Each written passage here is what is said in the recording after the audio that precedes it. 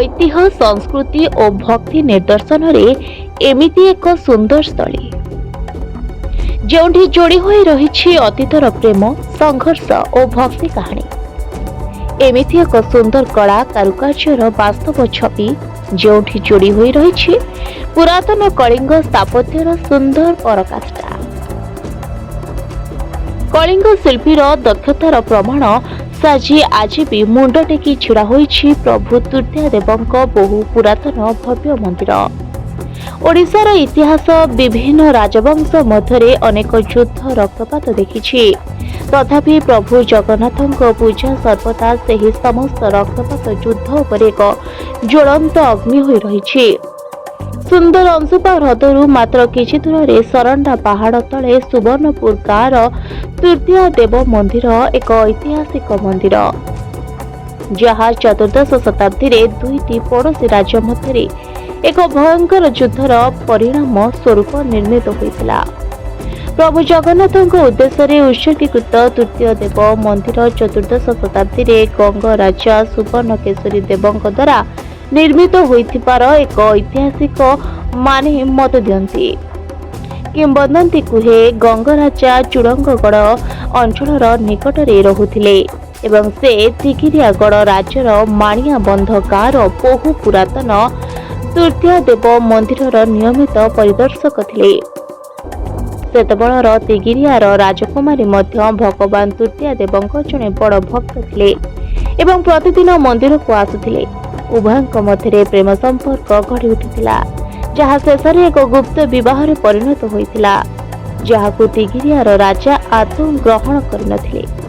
पर राजकुमारी गंग राजाଙ୍କ सहित चुड़ंगगढ़ को चलीगले एवं तांकर राणी होइथिले, किंतु दुई पड़ोसी राज्य मध्य एथिपाई आरंभ होई जाइतिला युद्ध, जार परिणाम स्वरूप गंग राजा अंशुपा ह्रद निकटरे एक दुर्ग निर्माण कले, जहाँ सरंडागढ़ नारे जनाशुना। युद्ध अनेक वर्ष धरी चलिला एवं राजा एवं राणी उभय तांकर इष्ट तृतीय देवଙ୍କ दर्शनरू वंचित रहिले। शेषरे गंग राजा सुवर्णकेशरी देव निज राज्य एक मंदिर निर्माण करने निष्पत्ति नेले। से सुवर्णपुर नामक एक ग्राम स्थापन कले एवं सेठारे जगन्नाथଙ୍କ महिमामय मंदिर स्थापन करागला एवं परे किछि वर्ष परे युद्ध बंद हो गला सिना हेले एही सुंदर गंग स्थापत्य सेही भयंकर युद्धर मुगसाकी भावे आज भी मुंड टेकिछि। मंदिरटी कलिंग स्थापत्य शैलीर एक शास्त्रीय उदाहरण एवं एहार निर्माण शैली पुरीर महान जगन्नाथ मंदिरर कारुकार्य सह बहु समानता रहिछि। अधिष्ठात्री देवता हेउछन्ति जगन्नाथ, बलभद्र एवं सुभद्रा। एठारे समस्त पूजापाठ पुरी जगन्नाथ मंदिर पर समान भाव में कराଯାए। जय जगन्नाथ। आज्ञा निशांत कुमार दास ठाकुरंकर सेवक आज्ञा जगन्नाथंकर। तेणुक कथा हूँ कौन आज्ञा बहुत दिन आम ये सेवा कर आइलु ए जगार आज्ञा पानी टिके नहीं ना किसी एठे सबु प्रकार असुविधा। जो मैंने आसुँच ठाकुर टे दर्शन करने को आज्ञा पानी टिके मागिले आम टे दे पारूनु। तेणुक आमर ये विधायक मैंने कौन करती जिते इलेक्शन आसीज आज्ञा यू ज्योति नहीं कि आमर बांकी ठू धरी एरिया जाक आम विधायक जी अच्छी से एरिया जाक आज्ञा बुलती हेले जगन्नाथ ज्योति जाए हेले एमएलए है सी कहना जगन्नाथ कौन अच्छी कि कौन न अच्छी किसी आज्ञा देखा नहीं। जहाँ जिते आउट खाली उंडी दौरान घर को जाऊँ आज्ञा सरपंच तो मूलर ये जगह को आसुना आउ सरपंच को कौन कहबू।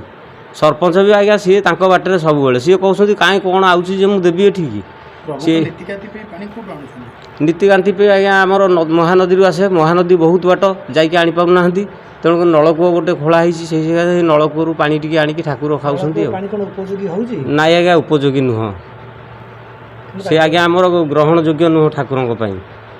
तेणुक आम कौन करूँ बहुत बाट पानी है नदी आम से मैंने दौरान बेहरा भाई मैंने लक्ष्मी मंदिर अधा पांतरिया अवस्था यहाँ आज्ञा 3 वर्ष है 3 वर्ष है। तेणुक सी तो कहते आम एति टंका देचु देखला पैसा आसुनी ना लक्ष्मी मंदिर आज्ञा हो पारुनी। चारिपट सबुआड़े बर्तमान घास गछ मुच पड़ी रही अवहेलित अवस्था। आज्ञा सरपंच ठीक आसार ना ना एरा किसी कहीं देखार ना ଏ ଆମେ କେତେବେଳେ ଆମ ପିଲାମାନେ କେତେବେଳେ ଟିକେ ସଫା କରିଦିଅନ୍ତି। ଆମର ସେଇ ଯେଉଁ ଶୁଭନ୍ତ ଭାଇନାଙ୍କ ସାନ ଭାଇ ସିଏ ଟିକେ ଆସିକି ଆଜ୍ଞା ଔଷଧ ପକେଇକି ଟିକେ ସଫାସଫି ପରିଷ୍କାର ପରିଚ୍ଛନ୍ନ କରନ୍ତି। ନହେଲେ ଏ ଜାଗାକୁ ଆଜ୍ଞା କେହି ଆସନ୍ତିନି ଟିକେ ସଫା କରିବାକୁ। କିନ୍ତୁ ସରପଞ୍ଚ କହିବନି ଯେ ନାଇଁ ଟିକେ ସଫା କରିଦେବା କି ନାଇଁ ଟିକେ ବ୍ଲିଚିଂ ପକେଇଦେବା କି କ'ଣ ଟିକେ ହେଉଛି ମନ୍ଦିରରେ। ଆଜ୍ଞା ଇଏ 7 ପଞ୍ଚାୟତର ରଜା ଆମ ତୃତୀୟା ଦେବ। ତେଣୁକରି ଏଠିକି ଆଜ୍ଞା କିଛି କୌଣସି ପ୍ରକାର ଏଠି ସୁବିଧା ନାହିଁ। ଆମେ ଆଜ୍ଞା ଦେଖୁଛନ୍ତି ତ, ଆମେ ଆପଣମାନେ ଆସିଛନ୍ତି କିନ୍ତୁ ପାଣି ପାଇଁ ଆମେ ଡହଳ ବିକଳ ହେଉଛୁ।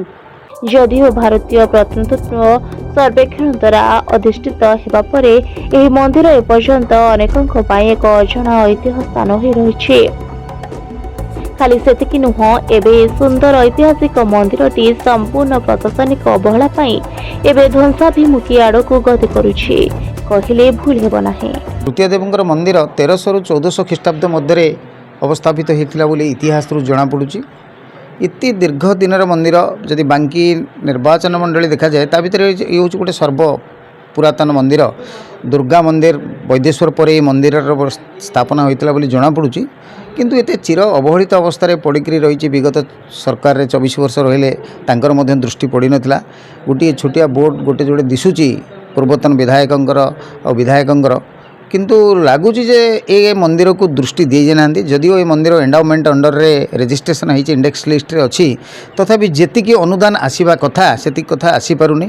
କିନ୍ତୁ ତା'ର ଦୈନିକ ନିତ୍ୟ ନୈମିତ ଭୋଗ ପ୍ରସାଦରୁ ଅନୁଭବ ହେଉଛି ବିଗତ ଦିନରେ ସେ ପ୍ରତିଷ୍ଠା ହେଲାବେଳେ ଯେଉଁଭଳି ଭାବଧାରାରେ ହେଇଥିଲା ସେ କଥାକୁ ମାଳିମାନେ ଆଉ ତା'ର ପୂଜକମାନେ ଚଲେଇ ରଖିଛନ୍ତି। ଯଦି ସରକାର ୟା ଉପରେ ଟିକେ ଦୃଷ୍ଟି ଦିଅନ୍ତେ ତାହେଲେ ମନ୍ଦିରର କାରୁକାର୍ଯ୍ୟ ଯେଉଁଭଳି ଭାବରେ ରେଖ ମନ୍ଦିର ଭଳିଆ ହେଇଛି ତାହେଲେ ଏ କଥାର ପ୍ରତିଷ୍ଠା ହୋଇପାରନ୍ତା।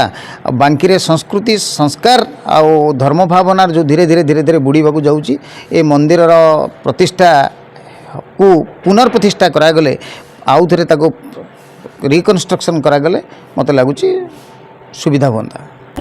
ଯେଉଁଥିପାଇଁ ହଜାର ହଜାର ଜଗନ୍ନାଥ ପ୍ରେମୀ ଓ ଇତିହାସ ପ୍ରେମୀମାନଙ୍କୁ ଦୁଃଖ ଦେଉଛି ଏବଂ ଏହି ବହୁ ପୁରାତନ ଐତିହ୍ୟ ସ୍ଥାପତ୍ୟ ଓ ପ୍ରଭୁ ଜଗନ୍ନାଥଙ୍କୁ ଅବହେଳାକୁ ନେଇ ଏବେ ସରକାରଙ୍କ ଦେବୋତ୍ତର ବିଭାଗର କାର୍ଯ୍ୟଶୈଳୀ ଏବଂ ଦାୟିତ୍ୱବୋଧତା ଉପରେ ବଡ଼ ପ୍ରଶ୍ନ ସୃଷ୍ଟି କରିବା ସହ ଖୁବ୍ ଶୀଘ୍ର ପ୍ରଶାସନିକ ଦୃଷ୍ଟି ପାଇଁ ଜଗନ୍ନାଥ ପ୍ରେମୀଙ୍କ ଦ୍ୱାରା ଦାବି ଉଠିଛି।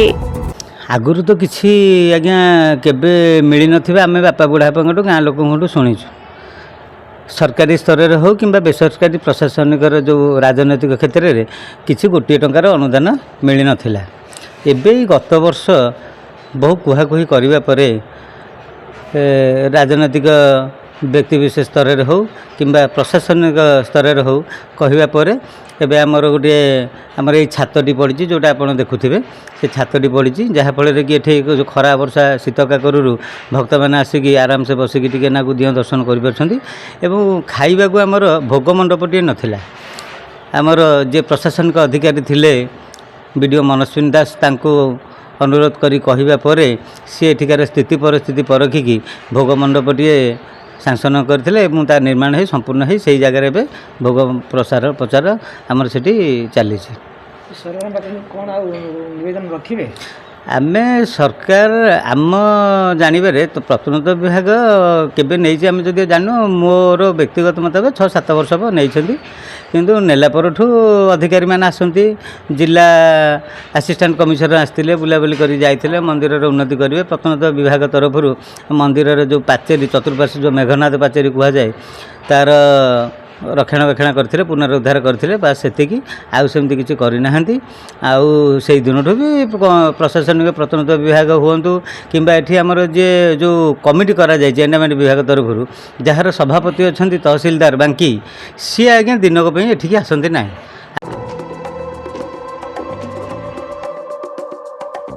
हजार हजार वर्ष तलर ऐतिह्य संस्कृति इतिहास को जाबुड़ी धरी तृतीयादेव मंदिर।